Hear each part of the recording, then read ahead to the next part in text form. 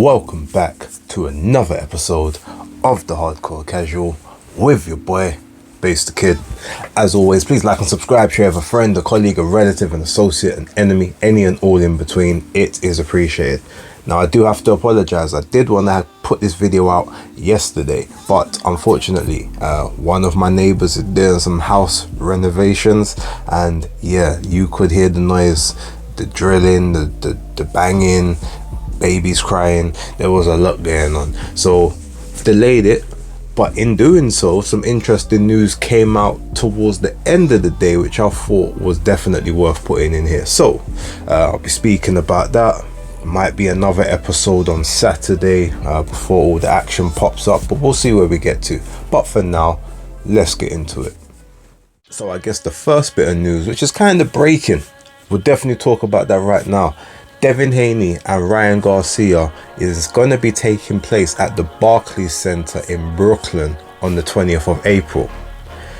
This was a surprise. Now, initially, the plan was to do it in Las Vegas, but apparently there's no venues available on that date. The thing that surprises me, though, is the fact that they're putting it in the Barclays Center when Devin basically comes from LA, Vegas on the West Coast, and Ryan Garcia also comes from, I think, LA, or was born in that region. So they're both based on the West Coast. I've seen some mixed reports on Twitter X about it. Some people have said, yo, that's big. The Barclays Center hasn't had a big event for like a little while. I'm thinking maybe 2 years now, maybe 2.5 years.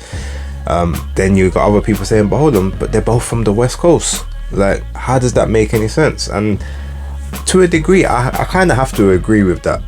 Yes, they're both fairly, well-known stars in the sport of boxing, but America ain't like the UK. And over here, sometimes you get people moaning when they got to travel 1 or 2 hours up the motorway to go to a venue to see one of their fighters, if they're not from like London, or if they're from Leeds and you got to go to Liverpool, or even that's like 45 minutes. But still, it's a lot of places are very regional. Now, I know for a fact in America it's a lot more like that. People gravitate towards their region.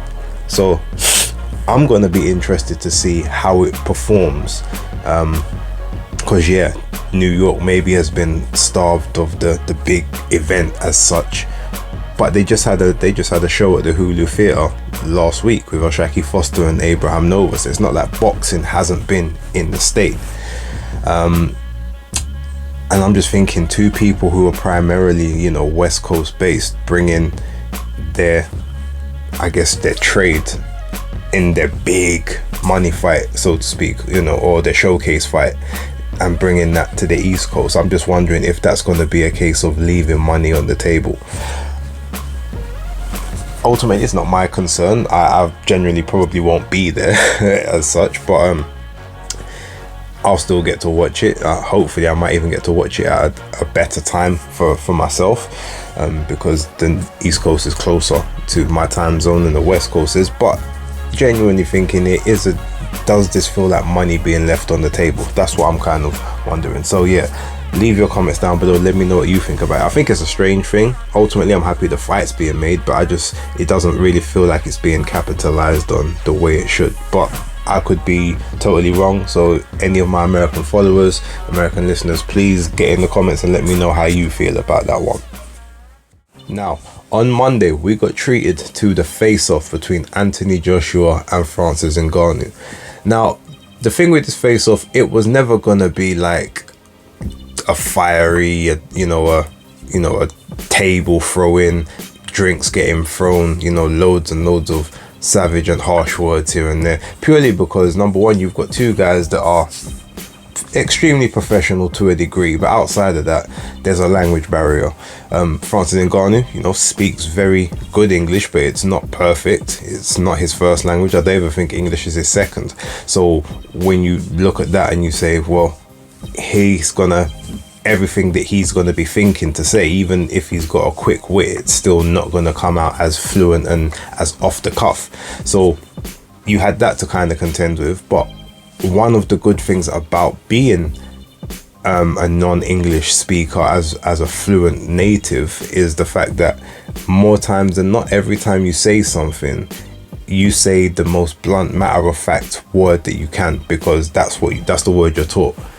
English is one of those languages with so many nuances to the way a word is said, changing the meaning of it to, you can have the same word pronounced the exact same way but spelt 3 different ways and meaning 3 different things. So when you get all of that, it can be very, very hard to understand all the nuances. But because of that, you get very, very blunt responses. You get very blunt answers. You get very blunt and cold feeling words. And I have a feeling that there was several times within that interview, Francis Ngannou said something such as, I don't think he's got the same power. I'm going to test his chin, and I don't think I need to see how he takes it. There's so many different variables. You got Anthony Joshua looking on the other side, almost like he's waiting to bite on something. Like in one moment he might feel, oh no, like he's about to be disrespected, and then it's like, oh no, there's no disrespect, this is just, this is the game, this is how I feel. But yeah, it was one of those ones. It's like it didn't catch fire in that sense, but it was very, very revealing, and I enjoyed the mindset. And obviously you had Francis Ngannou basically saying to Anthony Joshua, for me, yes, obviously I want to win, but I'm coming for a fight. Like, as long as I deliver a great fight and I put on the best fight I can, I've already won. So it's basically saying there's no pressure on me. Like, I'm here. I can do what I want in this particular thing. But understand, I'm not coming to be tactical. I'm coming to, whatever experience that I don't have in the technical provisions, I'm going to make up for in every other aspect, and I'm going to outfight you, and I hope that you're ready for that. And there was times you could kind of see Anthony Joshua in his head. He's like, okay, this guy, this is different, because whereas he's talking about he has to win to move on, Ngannou's like, oh, but I don't have to win. It's like, as long as I give a good fight and the people want to see me again, I've already won. I'm successful. And you can tell both of them are working on 2 different hymn sheets, but it means that there's a lot less pressure on Francis Ngannou's mind than there is on Anthony Joshua. So that could have been a little bit of the psychological warfare. But I did like the fact when Ngannou was like, oh, well, I've seen Tyson Fury get hit by like the most devastating shots, and that you don't know how he gets up, but he gets up. And Anthony Joshua was like, yeah, but anyone can put down Fury. Everyone's put him down. I like that little jab there. It's like, yeah, he's been on the canvas. I think he's been on the canvas, what, about 10 times now as a pro, 11 times. And then Joshua's like, yeah, but you've never seen me like knocked out, sprawled on the floor either. So why are you assuming that I don't have a chin? So you can, it almost feels like in this fight, Anthony Joshua's going to almost try and goad himself to get hit to prove that he can take a shot. Now that would be a terrible idea. But with so many people talking about the chin, it's like when everyone kept saying, oh, you're a stiff bodybuilder, you can't box, you're just a bodybuilder, just a muscle man, and say he wanted to prove to people that he could box. I've just got a feeling that he's now going to try and prove that he can take a shot just because people keep saying that he's chinny. And it's a crazy take, and it's a crazy idea, but I wouldn't put it past him. And ultimately, he's not chinny. The problem is, if he gets hit, he's not the person that has instant powers of recovery. Like he doesn't just fall and fade. Like he can stay on his feet. He can go through that barrier. He can go through that wall. It just takes him a little bit longer to shake off a really hard shot than it takes maybe some others. But he's not normally a one punch and you're down kind of person. Only person who's done that to him so far is Vladimir Klitschko. But we're talking about one of the hardest hitters of the recent times. and he caught him side on flush, no defense, no opportunity to brace or ride for the shot. It just came bang out of nowhere. So look, it's an interesting take. It wasn't, like I said, it wasn't the most explosive face-off that we're gonna see, but it was interesting for some of, I think, the psychology that it revealed from both guys.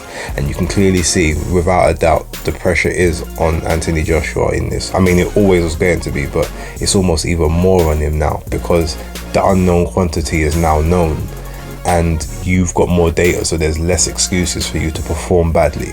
But I want to see how he gets on. I'm still very confident in how I see the fight going, but I will sort of give my opinions on that closer to the time. So we've had the kickoff press tour between Jack Caroll and Josh Taylor for the rematch taking place on the 27th of April. Now this one has been very fiery. You had it up in Edinburgh for the first date, which was Monday. Sam Jones was pretty much riling up the crowd. He was doing his job as manager. He could almost have been like a pseudo promoter in that one, because he was really getting the crowd going and getting the crowd riled up and amped up against Jack Caroll. But it's funny because obviously you've got him doing all of that there, and then when they've actually come down to Manchester and all the Chorley crowd are there for Jack Caroll, it's basically a role reversal where Josh's, I think it's his lawyer and manager, is basically now is trying to play the same role that Sam Jones was playing from the day before, but he's just not as good at it. But they did have some good barbs in between the two of them. I remember in the first one, you got Sam Jones talking to some guy like, I can see the Lurpak sweating off you, like, relax, calm down, and just like you're gonna give yourself high blood pressure, just sit in your seat, take time. I need a translator for you guys, like all of this. It was just funny. Then you get the two guys coming together. Josh Taylor touches he touches Jack Caroll's chest. I mean, maybe to insinuate that he's a bit chubby.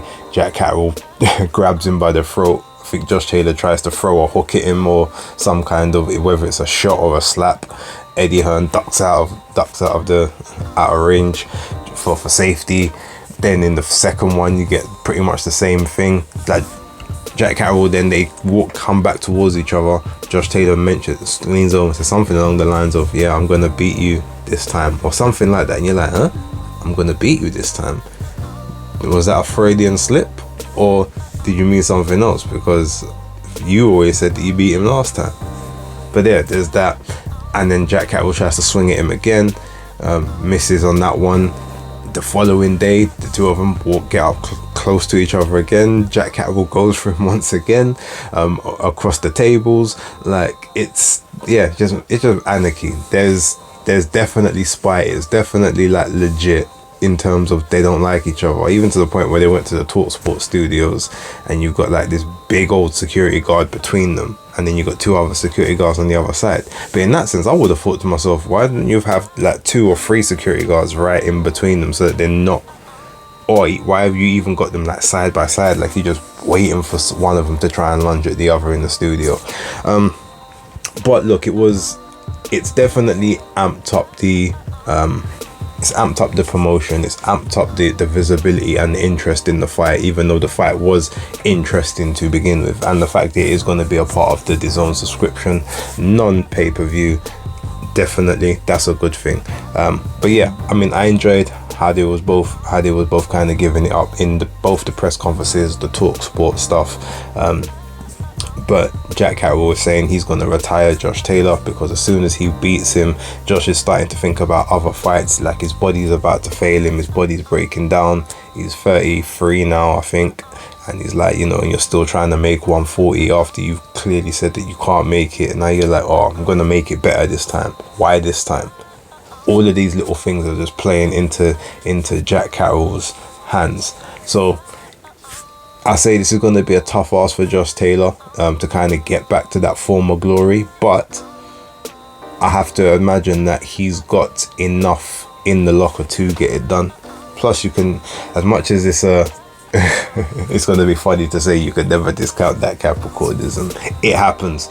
these things, they can be pulled out by, you know, by the superior sign, as we should say. But with that being said, yeah, I'm interested. It's piqued my interest. I will be looking forward to watching it on the 27th, and we'll see where we go to from there. The last one I'm going to talk about on this video, so it looks like PBC apparently are saying that they are willing to put the $35 million in escrow for Canelo's purse to guarantee, provided he fights Jaime Munguia and not Jermall Charlo. So that would then lead you to believe that he was actually actively campaigning for Jermall Charlo to be his next opponent instead of Jaime Munguia or anyone else. Now, first things first, I mean, Jermall Charlo's a wreck at this point. I don't remember who it was, but he was on some TikTok, some influencers live stream. I think it might have been on Twitch the other day. The guy was like, oh yeah, I'd love for you to come maybe do a commentary on a fight for us. And he's like, yeah, well, how much money you looking to pay me? Like, you know, you like, this is big bit, this is serious business over here. And the guy's like, well, I mean, we don't really be paying like that. I mean, you know, Tank Davis came over and did that just off the love, and he said a couple other names as well. I can't remember exactly who, but yeah. But Jermall Charlo was there. So definitely sounded like he was drunk. And then you're looking at, well, this guy's got a very, very big platform with loads of hundreds of thousands, maybe even millions of subscribers at this point, and you know, you need all the publicity that you can get. So it would make more sense for you to go over there and just do the commentary, like just off the strength, get your name back in the consciousness, especially of the younger audience that he obviously appeals to. They might take more interest in your fight. But yeah, he was drunk or maybe on some other substances, just doing the most, doing the madness. So you can already see that he's not in his right mind to be having any fights like that. But that's the person who looks like Canelo's trying to choose. But then you've got PBC said, no, we'll give you that for Jaime Munguia. But then I'm like, but Jaime Munguia's not your guy. Now, obviously, he's co-promoted between Xampha and Golden Boy Promotion. So maybe Xampha have the ability to put him into fights away from the zone if they choose. I'm not sure exactly how that co-promotional deal works, but it would you would imagine that you'd have to include the zone in the deal somewhere, because that's who he's obviously contracted to run through at this minute. But is this also gonna be a prime show with Canelo? Like, it's all weird, very weird. But the two things it tells me is, number one, if they obviously know that Canelo versus Jermall Charlo doesn't make money, and they're in a bad state right now, so they have to have a fight that makes money, especially for the guarantee that he wants, because otherwise they probably won't make any money back on it. There's that. But then secondly, maybe Canelo is on his quote-unquote retirement tour. He said that he wants to fight for another 5 years, and to me, he's already had a couple gimme fights. And I don't mean that disrespectfully. Obviously, John Ryder was a mandatory, took care of John Ryder. He then obviously had Triple G, the third Triple G fight, which was really a kind of gimme as well, because Triple G didn't come to fight. You had Jermall Charlo, which obviously it was undisputed. If it's undisputed, you could understand it. It made sense to kind of do, and I think Jermall came in as the last minute for Jermall anyway, who was supposed to be the initial guy. But even then, like, you still pretty much had most of the things in your favor. So that's kind of like 3 gimmies in a row.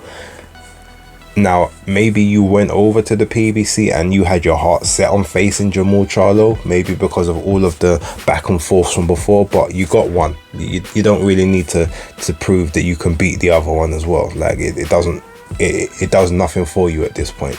Like, the Jaime Munguia fight is a more energetic, a more fan-friendly fight. Take that one.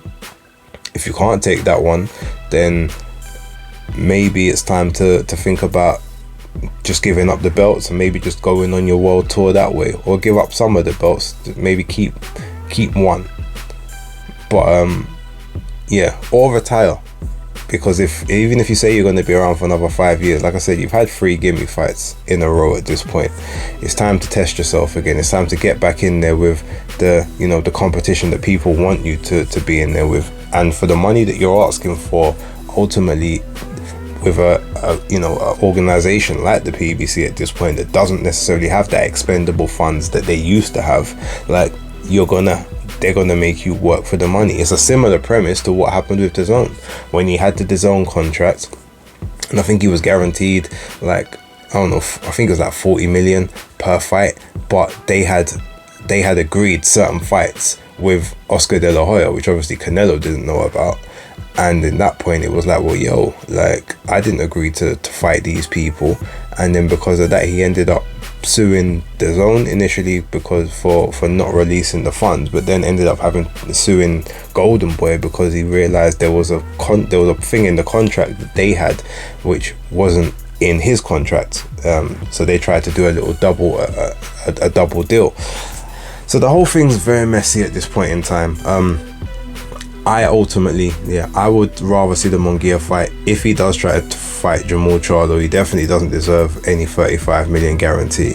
And all of the people that have been questioning him and his actions recently and saying, oh, he's scared of David Benavidez and all that sort of stuff, maybe now that's we might have to start listening to them, even if he does decide to take that fight, you know, further down the road. The one thing I can say, a lot of people will say, oh, well, you know, the longer it takes for that fight to make, the worse it's going to be, because Benavidez is going to be getting more and more experience. The one thing I will counter that with is the fact that he is bursting at the seams at 168. He should already be fighting at 175. He shouldn't even be at 168 right now. If you look at his last couple fights, you've seen his punch output has decreased. His punch power in general maybe isn't what it used to be, or maybe he's just he's having to be more conservative because he's fighting better level opposition. But he's also not super active either, so every time he has to go into a camp to try and lose that weight, it's going to get harder and harder, especially because he's not doing it consistently. He last fought in, I think it was it November, and you know, we've got no news of when he's looking to fight again. Really and truly, he should already have been in a training camp for a fight maybe to take place next month. So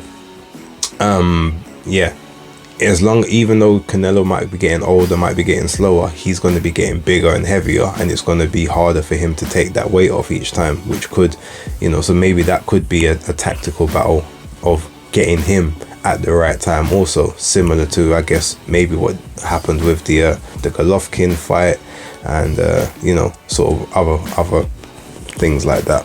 But look, that's just speculation. I'm just putting it out there. You guys let me know what you think. But I definitely don't want to see Jamal Charlo. I'll take a Jaime Munguia. I'll definitely take a Terence Crawford, even though a lot of other people feel like that's going to be a mismatch. To me, no, that is actually the fight to make if you want legacy for both. Or the Benavidez fight.